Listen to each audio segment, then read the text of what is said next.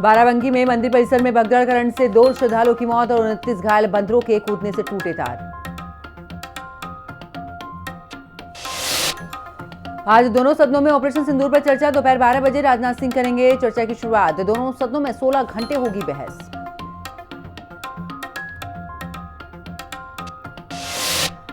भारत की पहचान को लेकर बोले आरएसएस प्रमुख मोहन भागवत का भारत का अनुवाद नहीं किया जाना चाहिए, अन्यथा वो अपनी पहचान और सम्मान खो देगा। एसआईआर पर रोक की मांग पर आज सुप्रीम कोर्ट में सुनवाई। संसद में भी विपक्ष की लड़ाई जारी। इंडिया ब्लॉक के नेता आज मकर द्वार पर करेंगे प्रदर्शन। हरिद्वार में मनसा देवी सीढ़ी मार्ग पर हुए हादसे में 8 लोगों की मौत। जिला प्रशासन ने किया आंकड़ा जारी। घटना में घायलों की संख्या 30। 9 लोगों का इलाज एम्स ऋषिकेश में जारी।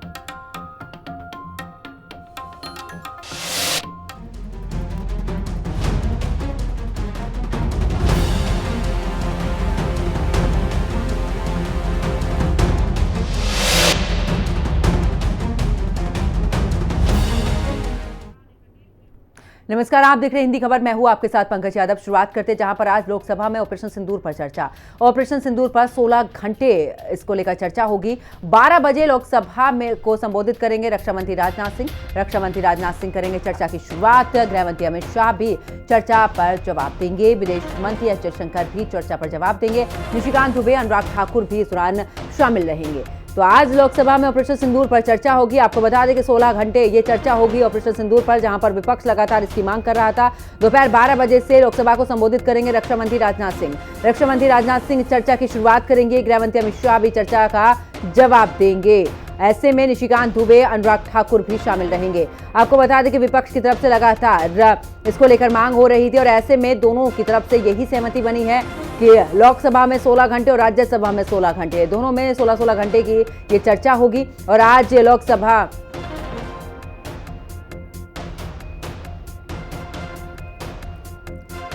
लोकसभा में ऑपरेशन सिंदूर पर चर्चा। आपको बता दें कि ऑपरेशन सिंदूर पर 16 घंटे चर्चा होगी। तो 12 बजे लोकसभा को संबोधित राजनाथ सिंह करेंगे। रक्षा मंत्री राजनाथ सिंह चर्चा की शुरुआत करेंगे। गृह मंत्री अमित शाह भी चर्चा का जवाब देंगे। तो निशिकांत दुबे, अनुराग ठाकुर भी शामिल होंगे। लगातार विपक्ष की तरफ से तमाम सवाल उठाए जा रहे थे, हंगामा किया जा रहा था। अब देखिए आखिरकार आज, क्योंकि लोकसभा में 16 घंटे इसको लेकर चर्चा होगी। 12 बजे का वो समय होगा जब लोकसभा में चर्चा होगी। आपको बता दें कि ऑपरेशन सिंदूर को लेकर लगातार विपक्ष इस दौरान सवाल दाग रहा था।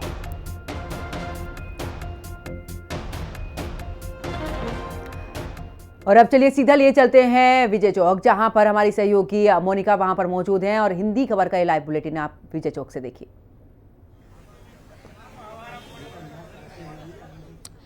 नमस्कार, स्वागत है आप सभी का। आप देख रहे हैं हिंदी खबर, आपके साथ मैं हूं मोनिका सिंह। तो बहुत महत्वपूर्ण आज का ये दिन है, क्योंकि आज लोकसभा में, राज्यसभा में ऑपरेशन सिंदूर पर चर्चा होनी है। लंबे समय से विपक्ष इसकी मांग उठा रहा था और सरकार लगातार ये कह रही है कि हम चर्चा के लिए तैयार है, लेकिन विपक्ष मानने को तैयार नहीं। विपक्ष लगातार चर्चा से भाग रहा है। तो बहरहाल आज वो दिन आ गया है और 16 घंटे का वक्त मुकर्रर किया गया। 16 घंटे चर्चा होगी। 12 बजे लोकसभा को संबोधित करने वाले हैं रक्षा मंत्री राजनाथ सिंह। रक्षा मंत्री राजनाथ सिंह चर्चा की शुरुआत करने वाले हैं, जिसके बाद गृह मंत्री अमित शाह चर्चा का जवाब देंगे। महत्वपूर्ण जानकारी आपके साथ लगातार साझा कर रहे हैं। विदेश मंत्री एस जयशंकर भी चर्चा का जवाब देंगे। निशिकांत दुबे, अनुराग ठाकुर भी शामिल होने वाले हैं। तो तमाम तैयारियां सरकार की तरफ से कर ली गई है, क्योंकि विपक्ष जिस तरीके से हमलावर है और तमाम तरह के सवाल उठा रहा है, ये पूछ रहा है कि विस्तृत तरीके से ऑपरेशन सिंदूर को लेकर क्यों नहीं बताया गया है देश को। तो देखिए, लंबा वक्त बीत चुका है। आपको याद होगा 6-7 मई की दरमियानी रात भारत ने किस तरीके से, पर्टिकुलरली किस तरीके से पाकिस्तान के आतंकी ठिकानों को निस्तेनाबूद किया था और उसके बाद वो कार्रवाई वहां पर की थी और पूरे दुनिया को ये संदेश दिया था कि अगर आतंकवाद को कोई भी संरक्षण देता है या फिर कोई भी आतंकवादी भारत की तरफ आंख उठाता है तो उसे किसी भी सूरत हाल में बख्शा नहीं जाएगा। लेकिन जिस तरीके से ऑपरेशन सिंदूर पर विराम लगा, जिस तरीके से सीजफायर हुआ और जिस तरीके से ये सीजफायर होने से पहले आपको याद होगा किस तरीके से अमेरिका के राष्ट्रपति डोनाल्ड ट्रंप ने बाकायदा सोशल नेटवर्किंग साइट का सहारा लिया और इस बात का जिक्र उन्होंने किया कि देखिए दोनों देश लगातार एक दूसरे पर हमलावर थे, लेकिन मैंने जब उन्हें धमकाया है और कहा है कि व्यापार नहीं करेंगे, उसके बाद दोनों संभले और संघर्ष विराम हुआ है। तो विपक्ष कहीं ना कहीं हमलावर है और ये पूछ रहा है कि क्या एक दूसरे मुल्क के प्रमुख राष्ट्रपति ये तय करेंगे कि हमें हमारे देश में क्या करना चाहिए। इन सब के बीच क्योंकि बहुत महत्वपूर्ण आ चुका है तो कुछ प्रतिक्रियाएं भी लगातार सामने आ रही हैं, एक बार उनका रुख कर लेते हैं।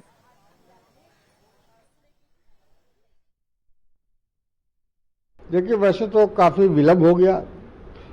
हम लोग तो ये मान के चल रहे थे कि ऑपरेशन सिंदूर और उसके बाद सीज फायर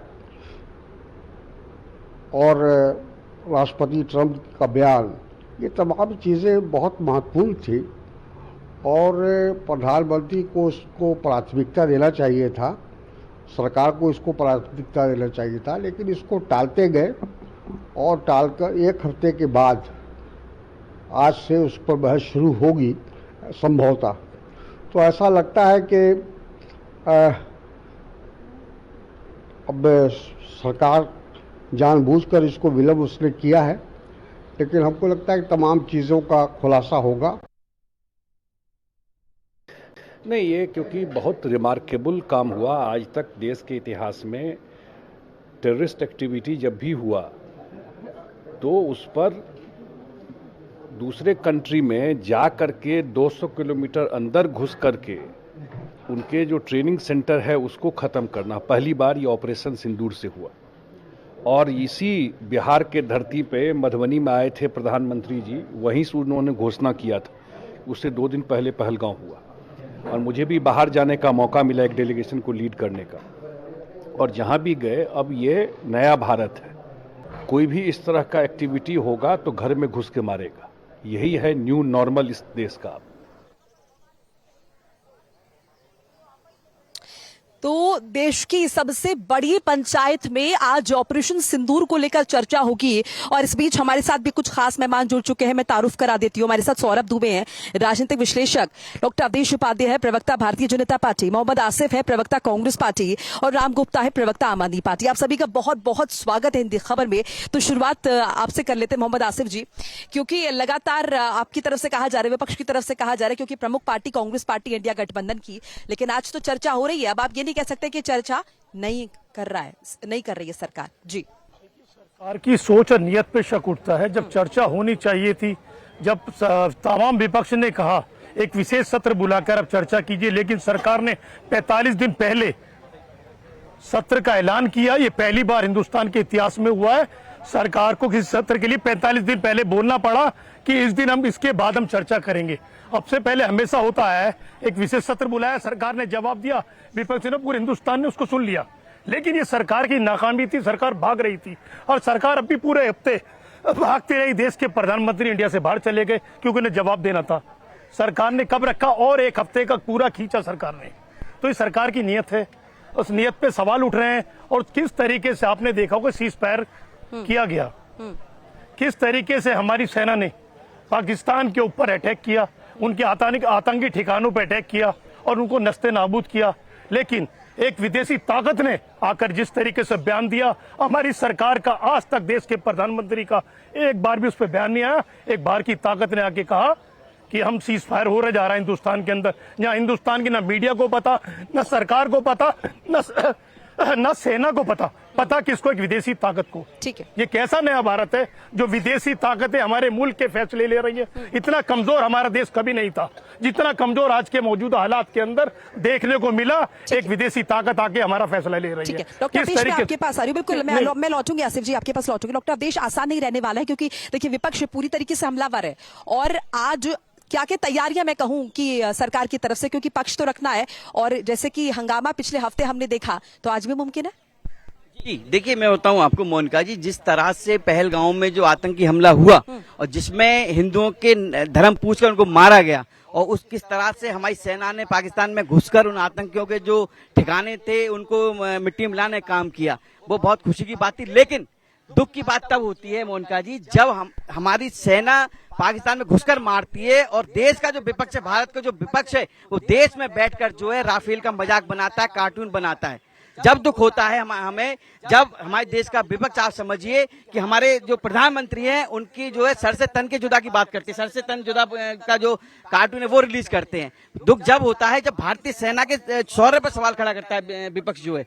लेकिन एक बात ये समझिए, हमारे देश की सेना ने जिस तरह से पाकिस्तान में घुसकर आतंकियों को मारा, हमारे देश में विपक्ष क्या कर रहा था उस समय? राजनीति कर रहा था। ये एक अच्छी बात है। ये कह रहे हैं बाहर के लोगों ने हस्तक्षेप किया। अरे भाई, हमारा जो मकसद था वो पाकिस्तानी जो आतंकवादी थे जिन्होंने हिंदू धर्म पूछकर हिंदुओं की बहन बेटियों के सिंदूर उजाड़े थे, उनको जो है मिट्टी मिलाने काम करने का था। हमें किसी और को दुख पहुंचाने काम नहीं था। कौन आतंकवादी जो मारे गए थे कौन थे? नहीं, पाकिस्तान में जो घुसकर मारे थे वो कौन थे? जो ठिकाने 9 ठिकानों पर जो हमला किया गया था। आज थोड़ा ज्ञानवर्धन कीजिए। जो 9 आतंकी ठिकाने थे जिनको हमारी सेना ने मिट्टी मिलाने का काम किया था वो कौन थे? भूल गए आप क्या?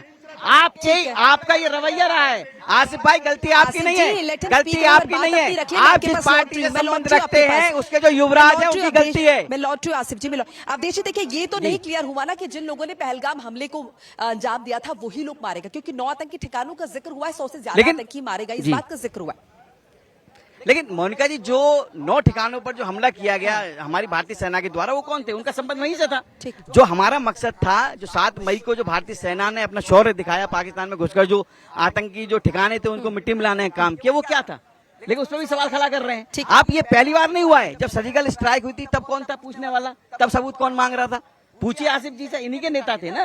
इनके नेता केवल क्या करते हैं? इनके नेता देखिए, आज तक का रिकॉर्ड है।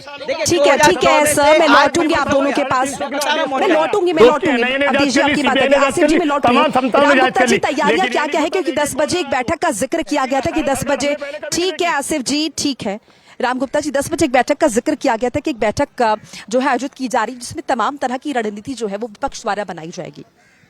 मोनिका जी, आप ये समझ लीजिए, मैं आपके सवाल का जवाब दूं उससे पहले मैं आपके चैनल के माध्यम से देशवासियों को ये बताना चाहता हूं कि पिछले 11 सालों में भारतीय जनता पार्टी की जो राजनीतिक पैटर्न था, सेम वही पैटर्न अपनाते हुए हमारा जो चिर विरोधी और चिर क्या कहते हैं उसे कि सबसे बड़ा हमारा जो है पाकिस्तान जो एक मच्छर की तरह जो है हमारे आकर के हमारे यहाँ आतंकवाद फैला रहा है। पिछले आजाद भारत 78 सालों से लेकर के हमारी जमीन लिए बैठा है पीओके के नाम से।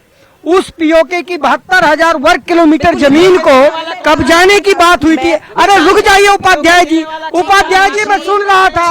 उपाध्याय जी सुन रहा था मैं आपको, पहले मेरी बात सुन लीजिए उपाध्याय जी। नहीं उपाध्याय जी, सुनना सीखिए, धैर्य रखिए। ठीक है मुझे कानपुर, गुप्ता जी मुझे कानपुर का रुख करना होगा। कानपुर में हमारे साथ शुभ द्विवेदी के पिता जो है कानपुर से मौजूद हैं, एक बार उनका रुख कर लेते हैं। बहुत बहुत स्वागत है आपका हिंदी खबर में। और किस तरीके से आप आज के दिन को देख रहे हैं, क्योंकि महत्वपूर्ण आज का दिन है और जो तमाम सवाल विपक्ष द्वारा उठाए जा रहे थे उनके जवाब आज पूरी दुनिया के सामने। जी, आज का दिन बहुत महत्वपूर्ण है हमारे लिए और हमारे जैसे उन 26 परिवारों के लिए जिन्होंने अपनों को खोया है उस आतंकवादी हमले में। और मैं संसद में बहस पे ये उम्मीद रखता हूँ कि एक सार्थक चर्चा होगी और निश्चित तौर पे जो ऑपरेशन सिंदूर माननीय प्रधानमंत्री जी ने शुरू किया है और उसके अंतर्गत जो पाकिस्तान के 9 आतंकी ठिकानों को नष्ट किया गया है, इसके लिए मैं निश्चित तौर पे बारम्बार प्रधानमंत्री जी को धन्यवाद देता हूँ। साथ ही साथ जो माननीय प्रधानमंत्री जी ने उसके कानपुर में मुलाकात के दौरान जो मुझे आश्वासन दिया था कि ऑपरेशन सिंदूर जारी रहेगा तब तक जब तक आतंकवाद का पूर्णतः खत्म नहीं होगा। तो मैं पुनः सभी संसद सदस्यों से निवेदन करूंगी कि आतंकवाद के खात्मे तक ऑपरेशन सिंदूर को जारी रखते हमारी सरकार। और इसके साथ साथ हम एक मांग जो हमारी विशेष तौर पर है सब सारे संसद सदस्यों से, मेंबर ऑफ पार्लियामेंट से, जिन 26 निर्दोष देश के नागरिकों ने अपना शहादत दी देश के लिए, निश्चित तौर पर सरकार को उन्हें राजकीय सम्मान देना चाहिए और उसकी संसद के अंदर घोषणा करनी चाहिए। ये पूरे देश की मांग है, पूरे 140 करोड़ जनता की मांग है और उन 26 शहादत देने वाले परिवारों की मांग है। हमारी आने वाली पीढ़ियां इस जघन्य कार्य को कैसे याद रखेंगी और भविष्य में इस तरह का दूसरा पहलगाम न हो। सरकार को ये सुनिश्चित करना चाहिए, क्योंकि माननीय प्रधानमंत्री जी कहते हैं कि ये नया भारत है, और ये नया भारत वो होना चाहिए जहाँ कोई आतंकवादी देश हमारे देश के निर्दोष नागरिकों की हत्या न करा सके, अपने आतंकवादी न दे सके। सरकार को ये सुनिश्चित करना चाहिए और भविष्य में कोई पहलगाम नहीं हो। जी। अच्छा, इस पे आपका क्या कहना है सर, क्योंकि विपक्ष लगातार ये कह रहा है कि ऑपरेशन सिंदूर को तो कामयाबी पूर्ण जिस तरीके से चलाया गया था, आतंकी ठिकानों को भी नेस्तनाबूद किया गया, लेकिन पहलगाम हमले में जिन आतंकवादियों ने इतने सारे मासूम लोगों की जान ली है, उन्हें अभी शायद सजा नहीं मिली है। जी हाँ, बिल्कुल सजा मिलनी चाहिए, बिल्कुल सजा मिलनी चाहिए, और हमारी सरकार को निश्चित तौर पर उन्हें ढूंढ करके उन्हें उनके अंजाम तक पहुंचाना ही चाहिए। तभी हमारे जैसे मेरे इकलौते पुत्र का जो बलिदान हुआ था, उसकी आत्मा को तभी शांति मिलेगी। जी बिल्कुल। इस बीच एक बड़ी खबर से तारुफ करा दूं अपने दर्शकों को। एनडीए सांसदों का संसद के बाहर प्रदर्शन हो रहा है। सांसदों का मकर द्वार पर बैनर लेकर प्रदर्शन, तुष्टीकरण की राजनीति का आरोप लगाकर हमला भी कर रहे हैं, और ये कहा है कि डिंपल यादव पर साजिद रशीदी ने टिप्पणी की थी, मौलाना साजिद रशीदी के खिलाफ एनडीए का प्रदर्शन। तो देखिए, ऑपरेशन सिंदूर को लेकर चर्चा अंदर होगी संसद में, लेकिन संसद के बाहर की स्थिति आपको बता रहे हैं। एनडीए सांसदों का संसद के बाहर प्रदर्शन और मकर द्वार पर बैनर लिए हुए एनडीए के सांसदों ने, और विरोध जता रहे हैं। विरोध किस बात को लेकर जता रहे हैं? देखिए, तुष्टीकरण की राजनीति का आरोप लगा रहे हैं, और ये भी कह रहे हैं कि जिस तरीके से डिंपल यादव पर साजिद रशीदी ने आपत्तिजनक टिप्पणी की थी, उस पर समाजवादी पार्टी ने भले ही उस तरीके से रिएक्ट ना किया हो, लेकिन एनडीए के तमाम सांसद जो है इस बात को लेकर नाराजगी जाहिर कर रहे हैं, मौलाना रशीदी ने जो अभद्र टिप्पणी की थी। बहरहाल एक बार फिर से ऑपरेशन सिंदूर की पर चर्चा अपनी जारी रखते हैं, और मैं आपके पास आ रही हूँ सौरभ जी। देखिए, अब चर्चा की मांग विपक्ष कर रहा था, और आज चर्चा हो रही है, और ये भी कहा गया है सत्ता पक्ष की तरफ से कि अब हम उम्मीद करते हैं, क्योंकि पिछला पूरा हफ्ता जो है वो एक तरीके से अगर देखें तो वो आहुति चढ़ गई है उसकी, और हंगामा इतना बरपा है, लेकिन अब वो हंगामा ना हो, और अब सुचारू रूप से कंस्ट्रक्टिव तरीके से ये कार्रवाई होनी चाहिए। देखिए, बिल्कुल भारत एक लोकतांत्रिक देश है, और लोकतांत्रिक व्यवस्था में अगर सत्ता पक्ष से कोई भी सवाल पूछना है तो विपक्ष के पास सबसे बढ़िया जो प्लेटफॉर्म है वो संसद भवन है, और राज्यों में विधानसभा है। तो मुझे लगता है कि जिस प्रकार से ऑपरेशन सिंदूर को लेकर के विपक्ष के कई सवाल हैं, अगर वो उनके सवाल हैं तो वास्तव में वो संसद के अंदर उनको पूछना चाहिए, क्योंकि लगातार हमने देखा है कि विपक्ष का एक रवैया रहा है।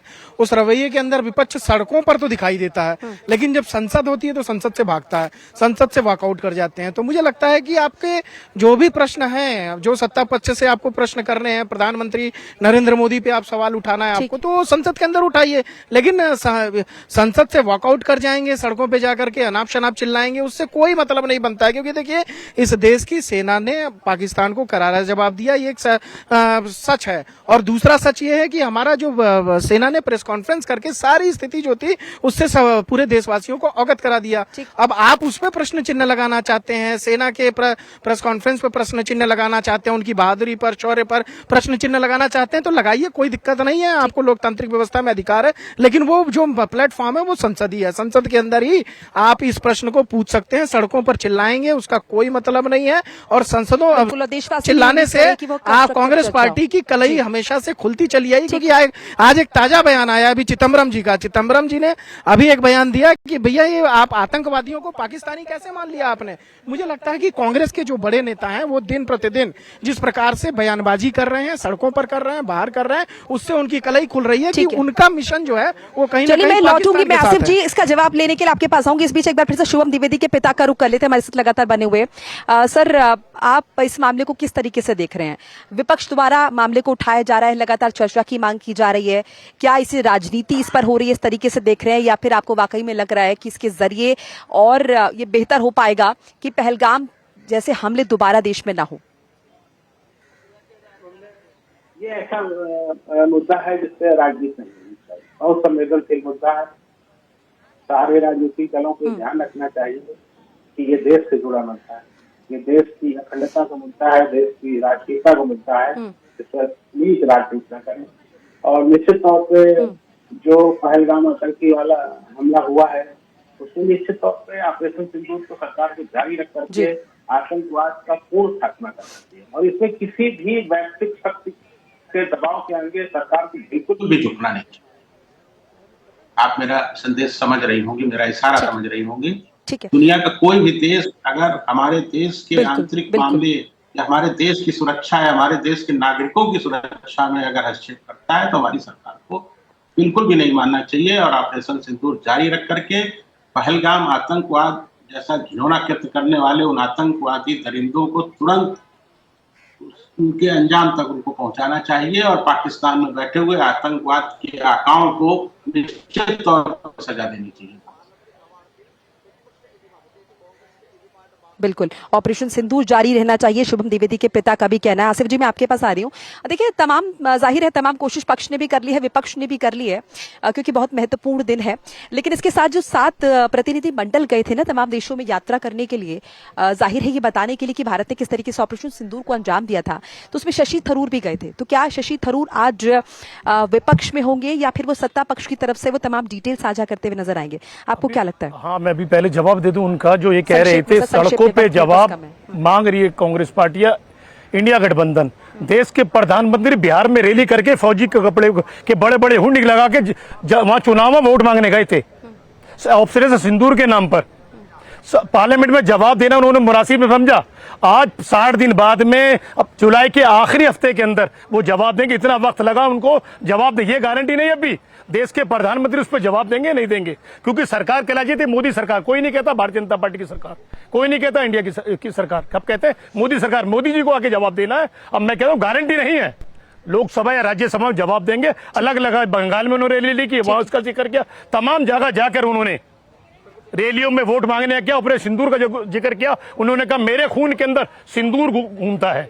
ये पहले ऐसा इंसान होंगे कोई शख्स जिसके जिस्म में खून की जगह सिंदूर घूमता होगा? ये पहले ऐसे शख्स हैं जिस पे जेपी नड्डा जी ने कहा था व्यापारी जब देश का नेता होगा तो देश का क्या हाल होगा। देश के प्रधानमंत्री नरेंद्र मोदी जी ने कहा था व्यापार मेरे गुजरात के खून के अंदर है, उनके खून में गुजराती व्यापार भी घूमता है। उसी के लिए एक विदेशी ताकत ने, मैं वही जवाब दे रहा भटक नहीं रहा हूँ, उसी विदेशी ताकत ने कहा था आपको व्यापार करना है, व्यापार कीजिए। उसी व्यापार के आगे आज हमारी सरकार ने घुटने टेक दिए, उसी ने घुटने टेके और किसी ने घुटने टेके।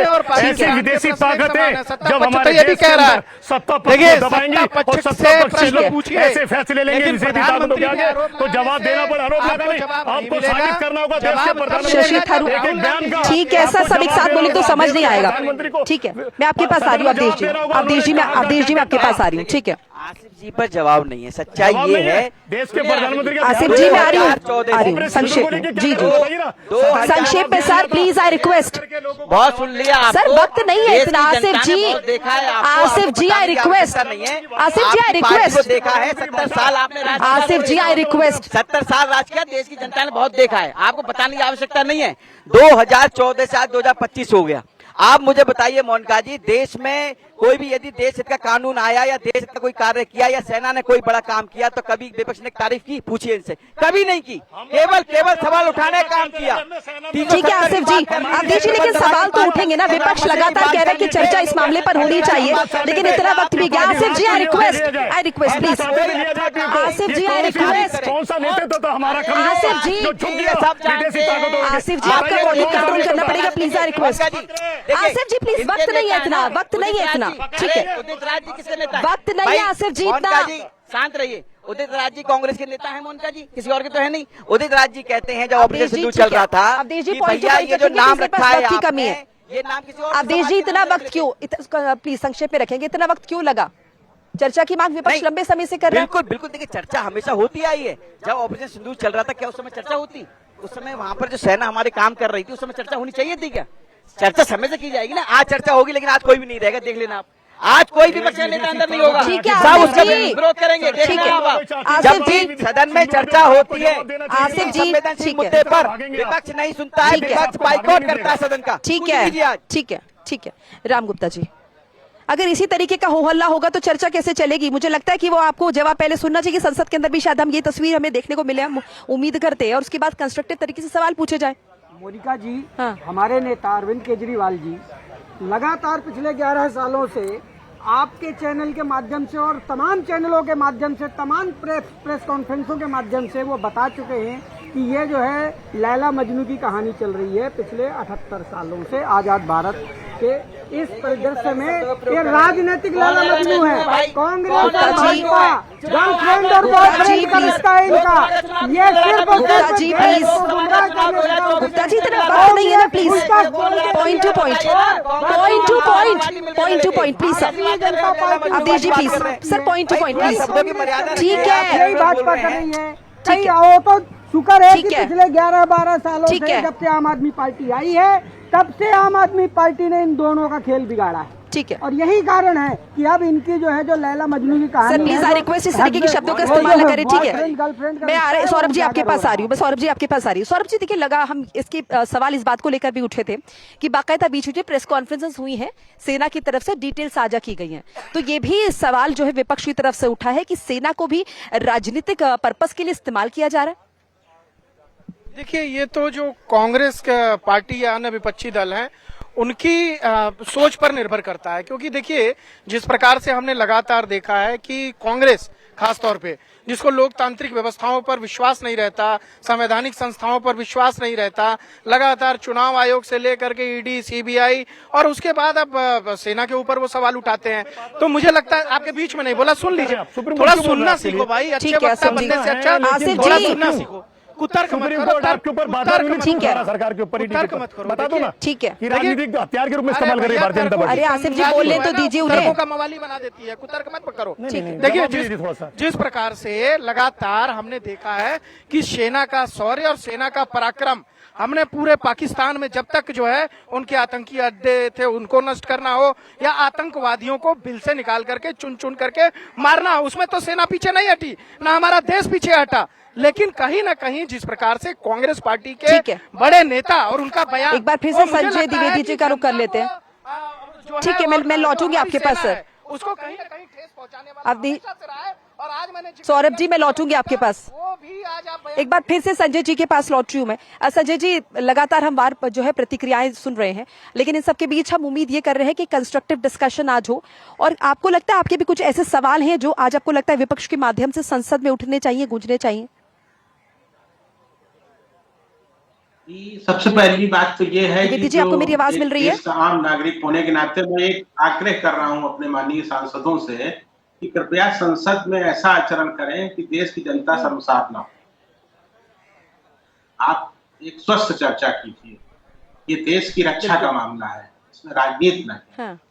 कोई भी सत्ता पक्ष और विपक्ष, सबसे मैं अपील कर रहा हूँ, देश का एक आम नागरिक अपील कर रहा है, मैं किसी पद पे नहीं हूँ, मैं देश का आम नागरिक हूँ और एक पहलगाम आतंकी हमले में अपने पुत्र को खोने वाला पिता हूँ। मैं सिर्फ इतना आग्रह कर रहा हूँ अपने देश के माननीय सांसद, ठीक है, क्या संसद में ऐसा दिखे कि संसद सदस्य चर्चा कर रहे हैं, वहाँ इतना हो हल्ला शोर और ऐसी स्थितियां बन जाती हैं कि कोई सार्थक चर्चा करें, देश के हित में चर्चा करें। यही उम्मीद हम भी कर रहे हैं सर, बिल्कुल यही उम्मीद हम भी कर रहे हैं। बिल्कुल, हमारे साथ रक्षा विशेषज्ञ गौरव शर्मा जी भी जुड़ चुके हैं, आपका बहुत बहुत स्वागत है।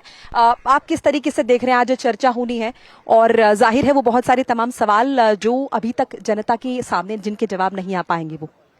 नमस्कार मोनिका जी, थैंक यू सो मच। आपके चैनल के माध्यम से मैं दर्शकों से जुड़ पाया आज।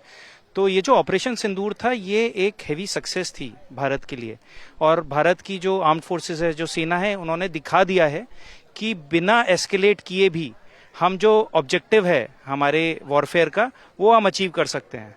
और जो मई 8 और 9 को हुआ, सारे दुनिया ने देखा उस चीज को कि किस तरह से 9 टेरर कैंप्स पे बिना हमने पाकिस्तान के मिलिट्री के इंफ्रास्ट्रक्चर को हाथ लगाए या उसको ध्वस्त किए, हमने कैसे सिर्फ टेरर कैंप्स के ऊपर अटैक किया था।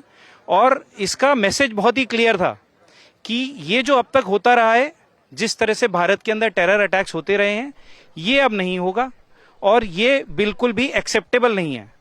तो मेरे हिसाब से ये एक बहुत बड़ी जीत थी, एक माइंडसेट चेंज था जो कि हमें बहुत जरूरी था करना।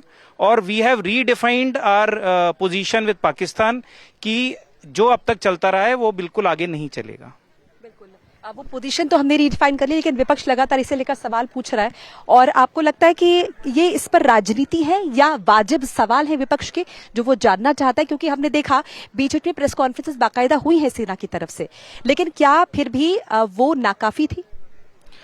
मोनिका जी, देखिए, पक्ष और विपक्ष तो आपस में इस चीज को डिबेट करते रहेंगे और हर मिशन के बाद कितना सक्सेसफुल हुआ, क्या हम बेहतर कर सकते थे, ये फौज अपने आप तो चिंतन करती ही है। अगर वो पार्लियामेंट में कंस्ट्रक्टिव डिबेट हो उसके ऊपर, तो उसमें कोई हर्ज नहीं है। बाकी जहां तक फौज का सवाल है, हमने अपने सारे ऑब्जेक्टिव्स अचीव किए। जो उसके बाद जो हमने चिंतन करना था वो भी किया है। हम अपने एसओपीज जो है किस हिसाब से उसको मॉडिफाई करना है आगे जाकर के, ये नए वॉरफेयर के तरीके से, वो हम देख रहे हैं और सोच रहे हैं।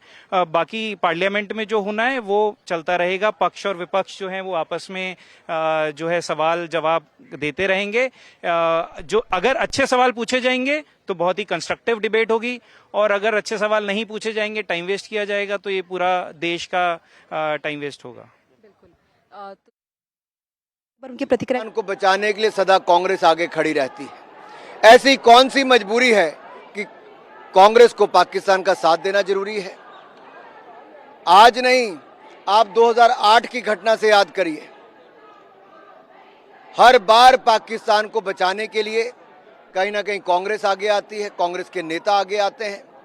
और आज जब पहलगाम अटैक पर पार्लियामेंट में चर्चा होगी, तो उससे पहले पूर्व गृह मंत्री का इस तरह का बयान आना कांग्रेस की मानसिकता को दिखाता है कि वो भारत के साथ नहीं, भारत के जब सांसद भारत का पक्ष रखने विदेश जाते हैं, डेलीगेशन में जाते हैं, तो कांग्रेस के एक नेता कह देते हैं आतंकवादी भी खुले घूम रहे हैं और सांसद भी घूम रहे हैं। तो सांसद और आतंकवादियों को एक तराजू पे रखने का काम ये भी कांग्रेस ने किया। कांग्रेस को इन बातों के लिए माफी मांगनी चाहिए। और ये जो राहुल ऑक्युपाइड कांग्रेस बार बार भारत विरोधी अभियान चलाती है, इससे पता चलता है ये भारत के साथ नहीं, इनके मंसूबे कहीं और हैं।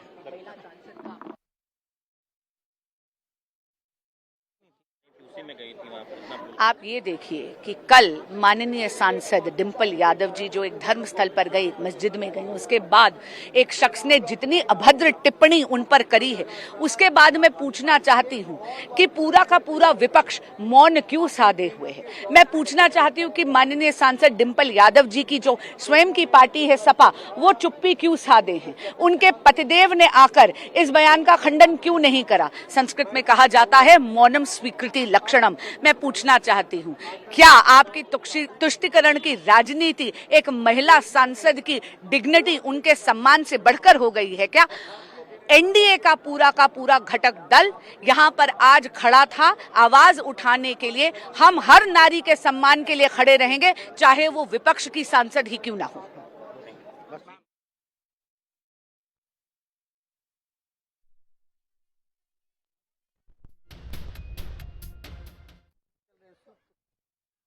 तमाम मेहमान हमारे साथ बने हुए हैं। मैं एक बार आसिफ जी का रुख कर लेती हूँ। आसिफ जी, संक्षेप में रखेंगे प्लीज सारे आंसर्स।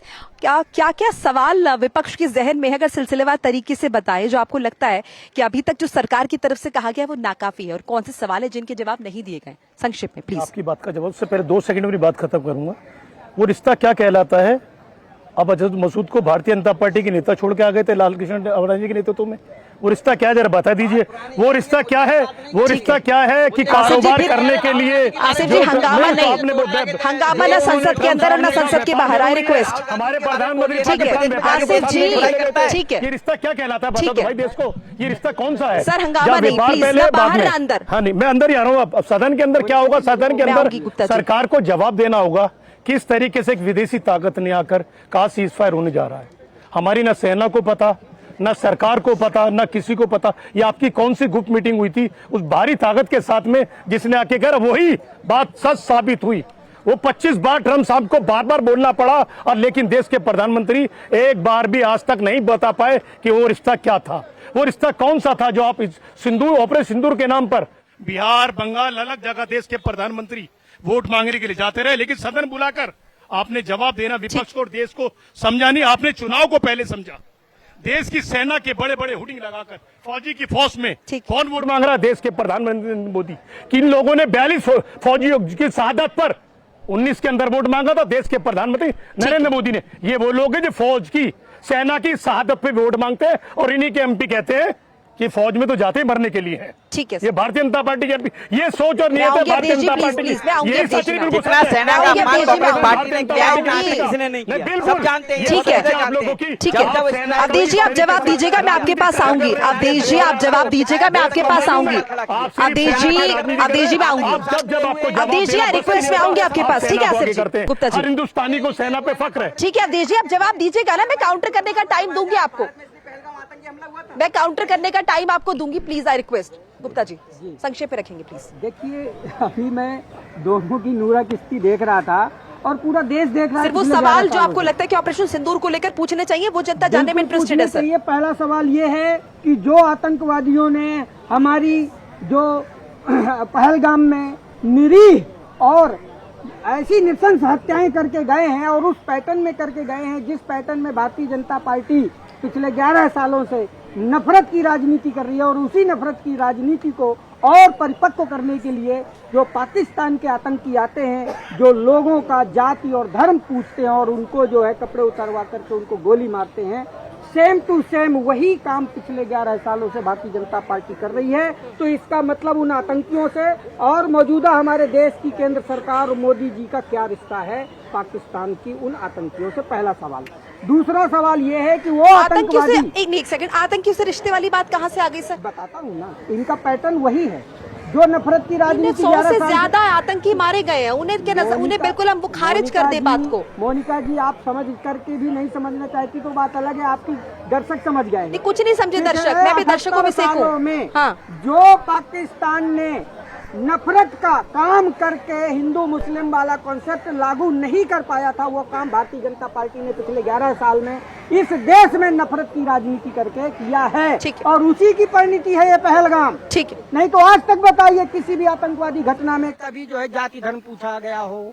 ठीक है, इससे सवाल है ये, मतलब भारतीय जनता पार्टी का और मौजूदा। ठीक है गुप्ता जी, आप ये भी तो बताइए, जब से वहाँ सरकार बनी, ठीक है ठीक है, जवाब संक्षेप में सर, अब जवाब तो दे दें वो आपको। RDX क्यों नहीं आज तक बरामद दीजिए जवाब अवधेश जी, बताइए। संक्षेप में रखिएगा प्लीज। देखिए गुप्ता जी बात कर रहे हैं, ठीक है, केंद्र के अधीन है, एलजी के अधीन सब एक साथ बोलेंगे ना, समझ नहीं आएगा। आप ही की मर्जी से है।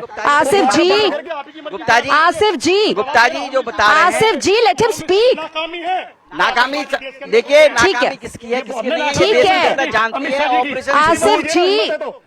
देखिए मोनिका जी, आसिफ जी हम तो कर ले कंस्ट्रक्टिव चर्चा कम से कम। बोलिए। जिस तरह से आसिफ जी बोल रहे हैं इसी तरह से ये चर्चा सदन में होनी है। ये सवाल जवाब कुछ नहीं करेंगे, केवल हल्ला हु करने वाले हैं सदन में। क्यों? अब तक का रिकॉर्ड आप उठा के देख लीजिए, 2014 से अब तक कभी भी इन्होंने मतलब कोई चर्चा सदन में नहीं की है काम की। दूसरी बात ये कह रहे हैं गुप्ता जी, मैं ये पूछना चाह रहा हूँ, जब तक सेना का राज था जम्मू कश्मीर में, वहाँ कोई घटना घटी आपने देखा? नहीं। लेकिन जब से वहाँ सरकार बदली और इनके जो गठबंधन की सरकार आई है, तब से वहाँ घटना घटी है, 2 घटनाएं घटी हैं। उसमें भी आप देखिए, मैंने बताया ना, जो बायोग्राफी ऑफ बराक ओबामा है वो आप पढ़िए, उसमें ये लिखा हुआ है साफ साफ। 26/11 जो हुआ था उसमें मनमोहन सिंह से कहा गया था कि भाई आप जो है जवाब दीजिए पाकिस्तान को, लेकिन सीधा सीधा जवाब ये था मनमोहन सिंह जी का, भाई हम जवाब नहीं दे सकते पाकिस्तान को, क्योंकि हमारे जो वोट बैंक हैं उत्तर हमारे देश में वो हमसे नाराज हो जाए। ठीक है, ये बायोग्राफी ऑफ बराक ओबामा में। ठीक है, लेकिन आज क्या है, आज अगर पहलगाम में आतंकी हमला होता है तो उन आतंकियों को घर में घुसकर मारा जाता है। 9 ठिकाने उनके मिट्टी मिलाने काम किया मोदी सरकार ने, ये काम होता है, लेकिन दिखाई नहीं देगा। चश्मा लगा रखा है। ठीक है सर, नहीं गुप्ता जी प्लीज प्लीज, ठीक है। भाई जो धृतराज थे उनके साथ संजय जी थे, ठीक है, संजय जी वही काम करते थे जो धृतराज को पसंद होता था, वही काम गुप्ता जी कर रहे हैं, आसिफ जी कर रहे हैं। जो राहुल गांधी को पसंद है, गांधी परिवार को पसंद है, वही बात बोलेंगे यहाँ भी और वही बात होगी सदन में। मैं बोलता हूँ, रुक जाइए सौरभ दुबे जी, देखिए हो हल्ला हम यहाँ भी देख रहे हैं और मुझे लग रहा है कि संसद में भी तस्वीर बहुत जुदा रहने नहीं वाली है। तो आपको क्या लग रहा है, क्या, क्योंकि अलग अलग मंचों से हमने देखा सरकार ने अपना पक्ष रखा है, आज जब संसद में अपना पक्ष सरकार रखेगी तो संतुष्ट कर पाएगी विपक्ष को? देखिए, संतुष्ट करने की बात है सरकार की, तो वो जिम्मेदारी जनता के लिए है और जनता निश्चित तौर पर संतुष्ट है सरकार से। जहां तक कांग्रेस की बात है, का कुआं बनती जा रही है, इतनी कंफ्यूज है। देखिए आपके पैनल पे भी अभी डिस्कशन हो रहा था, ये कहाँ की बात ले आया 1999 2000।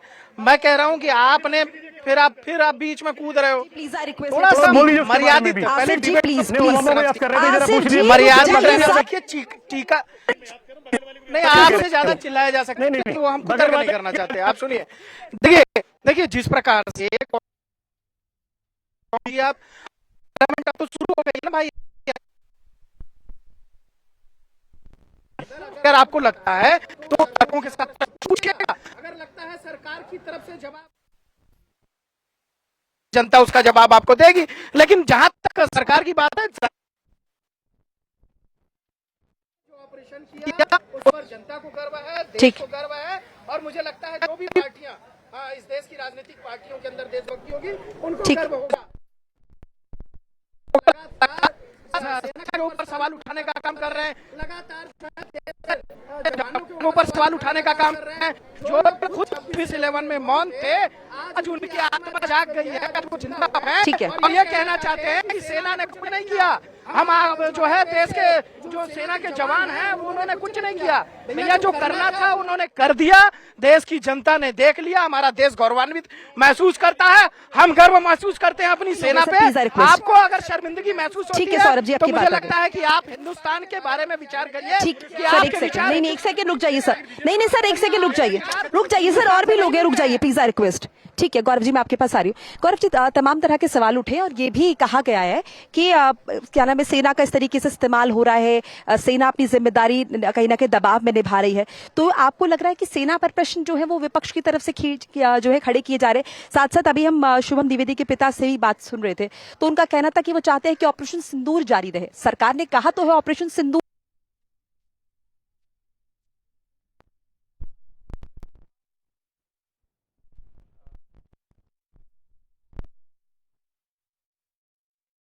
बड़ा यूनिफायर होती है, और जब आर्टिकल 370 हटने के बाद में इकोनॉमिक प्रॉस्पेरिटी आई और जिस तरह से पाकिस्तान ने देखा कि हमारे जो मुस्लिम भाई बहन हैं कश्मीर के, वो भारत के साथ बहुत ही अच्छे से जुड़ रहे हैं, तभी ये हरकत की गई। ये कोशिश थी, जो धर्म पूछ करके जो मारा गया, ये कोशिश थी हमें धर्म में बांटने की। अभी इसमें इम्पोर्टेंट ये है कि हमें धर्म में बंटना नहीं है, हम भारतवासियों को एकजुट होकर के चलना है साथ में। जो ऑपरेशन सिंदूर हुआ वो पाकिस्तान को ये बताने के लिए था कि इस तरह की हरकतें बिल्कुल भी एक्सेप्ट नहीं की जाएंगी, चाहे जो भी हो, व्हाटएवर बी द कॉस्ट, हम ऑपरेशन करेंगे। फौज को ऑर्डर मिलेगा, फौज जाकर के डिलीवर करेगी, जिस तरह से ऑपरेशन सिंदूर में किया गया। जो टेररिस्ट लोकेशंस थी उनको ध्वस्त किया जाएगा, वो किया गया। जब हमारे ऑब्जेक्टिव्स अचीव हो जाएंगे तो हम उसी जगह पर रोक देंगे। We don't want a long scale war, हम लॉन्ग टर्म वॉर नहीं चाहिए हमें। हम बिकॉज पॉलिटिकल लीडरशिप जो है उसको रिस्पॉन्सिबिलिटी ये भी दिखानी पड़ेगी कि अगर लॉन्ग टर्म वॉर होता है तो उसके इकोनॉमिक फ्रंट पर क्या नुकसान होते हैं। तो जिस तरह से ऑपरेशन सिंदूर किया गया, मेरे हिसाब से जितने ऑब्जेक्टिव्स थे वो अचीव हुए, और उसके आगे अगर कोई ऑब्जेक्टिव्स आते हैं शॉर्ट टर्म लॉन्ग टर्म, तो सरकार ने बोल दिया है कि ऑपरेशन सिंदूर जारी है और वो कंटिन्यू किया जाएगा एज पर रिक्वायरमेंट। ठीक है। इस बीच एक बड़ा अपडेट साझा करने दर्शकों के साथ, संसद के बाहर एसआईआर को लेकर भी हल्ला बोल हो रहा है। एसआईआर को लेकर विपक्ष का जमकर विरोध प्रदर्शन देखने को मिल रहा है, हाथों में एसआईआर का पोस्टर लेकर हल्ला बोल हो रहा है। प्रियंका गांधी प्रदर्शन में मौजूद है। बड़ी अपडेट आपके साथ साझा कर रहे हैं। अंदर ऑपरेशन सिंदूर को लेकर चर्चा होनी है, लेकिन बाहर एसआईआर को लेकर विपक्ष हमलावर नजर आ रहा है। विपक्ष का जमकर प्रदर्शन, हाथों में पोस्टर लिए हुए हैं, बैनर लिए हुए, तख्तियां ली हुई है, और प्रियंका गांधी कांग्रेस सांसद खुद मौजूद है, प्रदर्शन को लीड कर रही है। तो एसआईआर भी जाहिर एक बड़ा मसला है जिस पर विपक्ष लगातार सरकार पर हमलावर नजर आ रहा है, क्योंकि साल बिहार में विधानसभा चुनाव होने हैं, और जिस तरीके से चुनाव को लेकर चुनाव आयोग ने जिस तरीके से ये तमाम बातें रखी हैं कि अब ये प्रूफ आपको जो है, अगर आपको वोट कास्ट करना है तो रखने होंगे, इसे लेकर लगातार विपक्ष सवाल उठा रहा है। यहाँ तक कि तेजस्वी यादव ने यह भी कह दिया था कि अगर जरूरत पड़ी तो हम चुनावों का बॉयकॉट कर देंगे। तो लगातार इस मामले पर भी विपक्ष हमलावर नजर आ रहा है।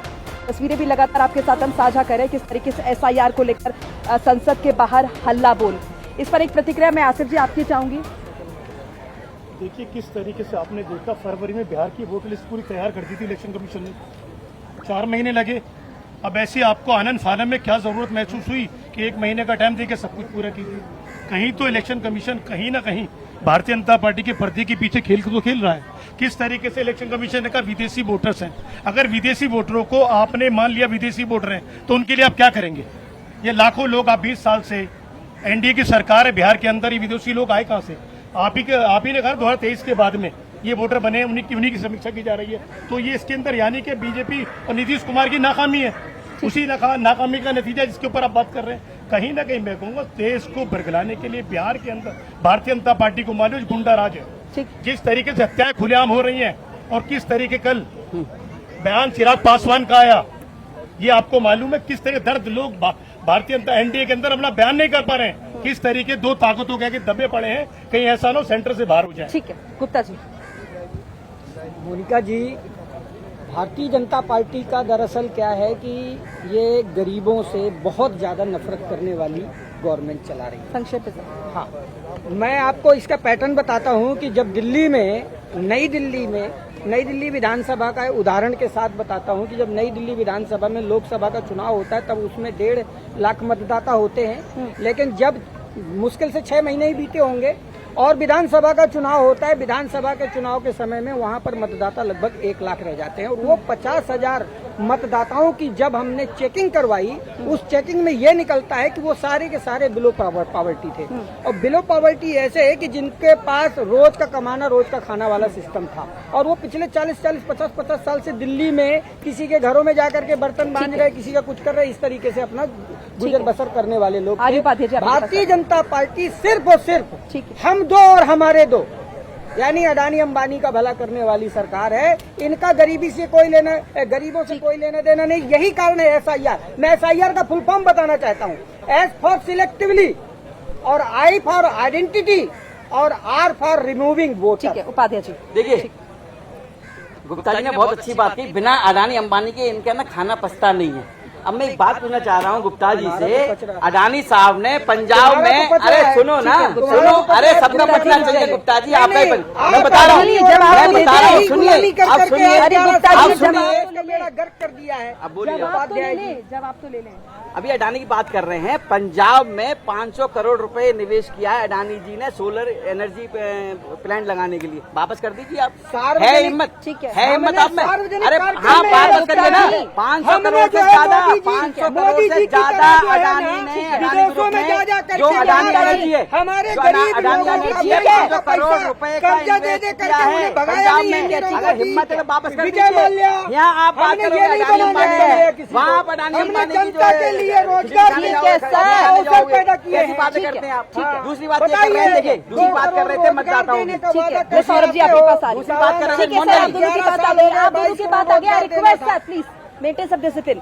सौरभ जी, आपको लग रहा है एसआईआर की वजह से कहीं ना कहीं वोट परसेंट में फर्क देखने को मिलेगा? वैसे भी कितना मुश्किल होता है लोगों को पोलिंग बूथ तक लाना, उनसे वोट कास्ट करवाना, और अब एसआईआर के मसले पर जिस तरीके से विपक्ष विरोध कर भी रहा है, जो कि जेन्युइन लग रहा है क्योंकि अदालत ने भी इस बात का संज्ञान लिया है, तो आपको लग रहा है कि ये चुनौती होगी, वोट परसेंट पर फर्क पड़ेगा?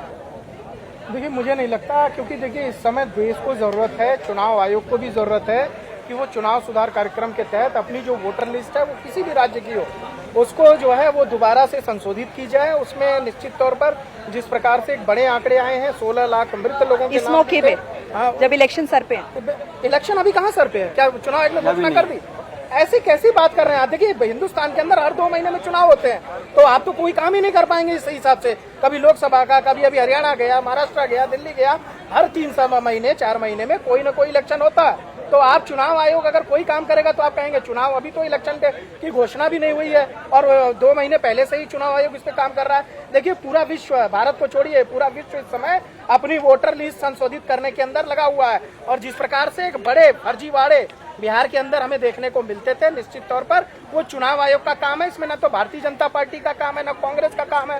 जो चुनाव आयोग है उसको अपना काम करने दीजिए, और संवैधानिक संस्थाओं को उसको डिस्टर्ब करेंगे तो कहीं न कहीं लगता है कि आपकी जो हार की हताशा है वो अभी से दिखाई दे रही है। कांग्रेस बिहार के अंदर पहले से ही अपनी हार मान रही है, इसलिए वो जो संवैधानिक संस्थाएं हैं उन पर सवाल उठाती है, उनके कामों पर सवाल उठाती है। और आज की जरूरत, आज का युवा चाहता है कि अगर वो दिल्ली में अगर बिहार में नहीं है, दिल्ली के अंदर है, तो उसका नाम वहाँ की लिस्ट में क्यों है जो वोट नहीं दे रहा? जब मुंबई के अंदर है तो वहाँ की लिस्ट में उसका नाम है वो वोट नहीं दे रहा, तो इसको दुरुस्त तो करना पड़ेगा ना। तो चुनाव आयोग को अपना काम करने दीजिए। ठीक है, एक बार ऑपरेशन सिंदूर का फिर से जिक्र कर लेते सर, क्योंकि आज का सबसे बड़ा मसला वही है जिस फंक्शन पे जिस पर चर्चा होनी है।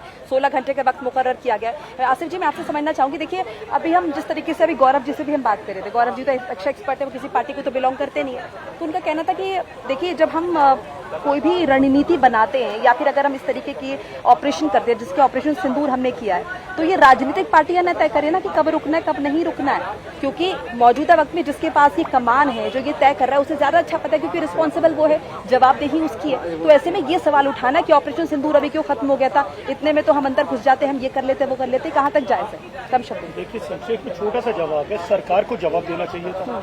सरकार कहती है अब ऑपरेशन सिंदूर रोक रहे, बड़ा अच्छा था कि सरकारी जवाबदेही है और सरकार ने तय करना। सेना ने हमारे अपने नेतृत्व के अंदर जो पाकिस्तान के ऊपर अटैक किया, तो सबको मालूम है किस तरीके से वह नस्ते नाबूद किया। और ये भी मालूम है, जयशंकर जी ने पहले ही कह दिया था उनसे 2 दिन पहले कि आपके हम आतंकवादी ठिकानों पर अटैक करने, सेना पे कुछ नहीं करेंगे। ये देश का दुर्भाग्य है। पहले आप पाकिस्तान को बता रहे हैं। एक वो सरकार थी श्रीमती इंदिरा गांधी की, जब पाकिस्तान अमेरिका कहता रहा हमारे बेड़े आ रहे हैं, बेड़े आ रहे हैं, इंदिरा गांधी बेड़े जितना है भाड़ में जाए, हम पाकिस्तान के 2 टुकड़े करेंगे। वो नेतृत्व उसने 2 टुकड़े करके दिखाती। एक ये नेतृत्व है जिसे बाहरी ताकतें कह रही है कि अब हम सीज फायर होने जा रहा है। ये हमें देश की सरकार से शिकायत है। देश की सरकार बोलती जो बोलना था। तस्वीरें भी स्क्रीन पर लगातार दर्शक देख रहे हैं किस तरीके से प्रदर्शन एसआईआर की हल्ला बोल, संसद के बाहर की तस्वीरें आप देख रहे हैं। प्रियंका गांधी मौजूद है, हाथों में तख्तियां, पोस्टर लिए हुए, हल्ला बोल करते हुए दिखाई दे रहे हैं। विपक्ष पूरी तरीके से हमलावर नजर आ रहा है, चाहे बात एसआईआर की कर ले या फिर ऑपरेशन सिंदूर की कर ले। अंदर ऑपरेशन सिंदूर को लेकर चर्चा होनी है, ज्यादा वक्त बाकी नहीं है, और एसआईआर को लेकर बाहर किस तरीके से हल्ला बोल हो रहा है, ये तस्वीरें लगातार अब स्क्रीन पर साथ।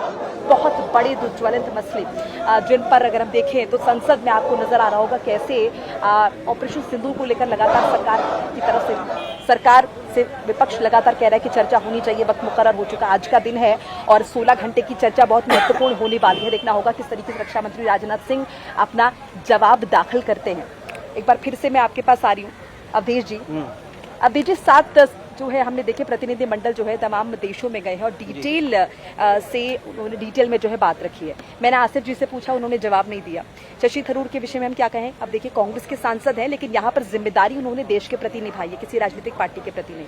तो अब क्या लग रहा है, किस तरह से वो बोलते हुए नजर आएंगे, पक्ष की तरफ से विपक्ष की तरफ से? देखिए, मैं बताऊं आपको मोनिका जी, जिस तरह से ऑपरेशन सिंदूर को अंजाम हमारी सेना ने दिया, उससे हमारे देश में ही नहीं पूरे विश्व में हमारी देश की जो सैन्य क्षमता है उस पर लोगों को गर्व है और लोगों को ये पता चल चुका है कि भारत की तरफ अगर आंख उठाई तो क्या हाल होगा, ये वो समझ चुके हैं।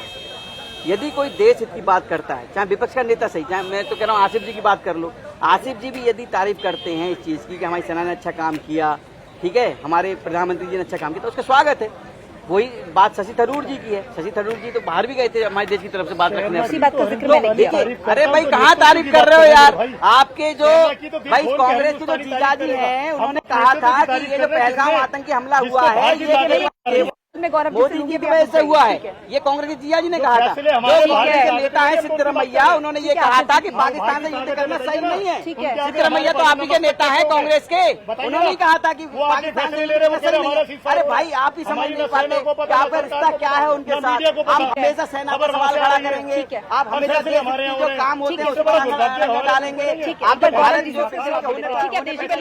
उस पर आप डालेंगे। आप चाहते क्या है? ठीक है, देश के देखिए, जाहिर है विपक्ष ये भी सवाल लगातार उठा रहा है कि हमने नुकसान किया है सामने वाली पार्टी का, हमने 9 ठिकान को नेस्तनाबूद किए हैं, 100 से ज्यादा उनके आतंकियों को मार डाला है, लेकिन हमारा भी तो नुकसान हुआ होगा। तो ये जानना भी जनता का अधिकार बनता है कि हमने क्या क्या इस ऑपरेशन में खोया है, समझना जरूरी हो जाता है। बिल्कुल, जनता जवाब जो जानना चाहती है वो उनका हक बनता है और पार्लियामेंट में डिबेट हो और इसके ऊपर सही तरह से जवाब दिया जाए। और जिस तरह से एक सवाल पूछा गया कि ये किस तरह से बंद हुआ, ऑपरेशन क्यों बंद हुआ, तो इसका बहुत ही क्लियरली सेना ने जवाब दिया था कि डीजीएमओ पाकिस्तान का फ़ोन आया था और हमारे डीजीएमओस के बीच में आपस में बात हुई थी एंड तब ये सीज फायर तय हुआ था। ये सीज जिसका वहाँ से पहले बयान आया। ठीक है सर। देखिए ये देखिए ये जवाब तो होना नहीं ठीक है सर, एक सेकंड। आपका जवाब आप बताइए, सेना अधिकारी का सवाल खड़ा कर रहे हैं आपका आप देख लीजिए, ये तो यहाँ लाइव है, ये सेना अधिकारी हैं, इनसे सवाल कर रहे हैं कांग्रेस के प्रवक्ता। अरे सवाल करना है मुझसे कीजिए, यही चरित्र है कांग्रेस का। कांग्रेस हमेशा सेना पर सवाल खड़ा करती है। अभी तो उदाहरण है, सेना अधिकारी से सवाल पूछ रहे हैं। देखिए ऐसा है कि जो सेना ने प्रेस कॉन्फ्रेंस ली उसमें बहुत ही क्लियरली बोल दिया था कि डीजीएमओस के बीच में कॉल पे बात हुई थी। उसके बाद ट्रम्प साहब ने क्या बोला क्या नहीं बोला वो मुझे मालूम नहीं है, क्योंकि वो हॉटलाइन पे होता है। अगर ऐसा हुआ है तो आप सवाल पूछिए, पार्लियामेंट में आपको जवाब मिलेगा। सरकार से सवाल पूछ रहे हैं सर, वही सवाल है सरकार। सवाल क्या पूछ रहे हैं? बाहर घूम रहे हो, बाहर घूम रहे हो आप तो। आसिफ भाई कहाँ हो? सवाल क्या पूछ रहे हैं आप? ठीक है, सेना के ऊपर फैसले वो ले रही है। एक तरफ आप कह रहे हैं सेना से कोई सवाल नहीं है, ठीक है। एक तरफ आप कह रहे हैं सेना से कोई सवाल नहीं है, फिर सेना पे संशय बिल्कुल भी नहीं है, इंच मात्र भी हमें कोई संदेह नहीं है सेना के उस सिंदूर पे। पे संशय बिल्कुल है, संशय है, लेकिन भारतीय जनता पार्टी की और जो इनकी कमांड देने वाली जो नीति थी उसको लेकर के जिस पर सेना ने भी सवाल उठाया है। हम कहते हैं चलो सब कुछ अच्छा था सर। मैं कहता हूँ मोनिका जी सब कुछ अच्छा किया। सेना ने कहाँ सवाल उठाया? सेना ने सवाल उठाया ना, कहाँ उठाया? सेना ने 3 प्रकार के सवाल उठाए। सेना ने कोई सवाल नहीं खड़ा। श्वेत पत्र, अरे चलिए भाई साहब, श्वेत पत्र आपने सवाल खड़ा किया। मिनट अवधेश जी आपको बताइए। अच्छा, देवेंद्र खुल्लर से आपका क्या रिश्ता था? देवेंद्र खुल्लर से आपका क्या रिश्ता था? जो दिल्ली बम धमाकों का आरोपी है, दिल्ली बम धमाकों का जो आरोपी है, देवेंद्र खुल्लर से क्या रिश्ता है? उसको रिहाई कराने के लिए आपने मैं लौटूंगी आपके पास। पैसा लिया आपने। देवेंद्र खुल्लर कौन है? देवेंद्र खुल्लर जो दिल्ली बम धमाकों का जो आरोपी है वो कौन है? बता दीजिए आप। क्या रिश्ता है आपका? उसको रिहाई के लिए आपने पैसा लिया? पहले मुझे बताइए, आपके लिए व्यापार पहले। उपाध्याय जी पहले मुझे बताइए, मोनिका जी मैं आपके माध्यम से उपाध्याय जी से। अरे मैं पूछ रहा हूँ ना गुप्ता जी, देवेंद्र खुल्लर जो दिल्ली बम धमाके का आरोपी है उसको रिहाई कराने के लिए क्यों लिए वो पैसे? क्या रिश्ता है देवेंद्र खुल्लर से आपका? खालिस्तानी गैंग से क्या रिश्ता है आम आदमी पार्टी का? बताइए। करोड़ जनता की अपनी बात नहीं करेंगे। हाँ, जब सेना की बात होगी तो सेना के अधिकारी सवाल खड़ा करेंगे।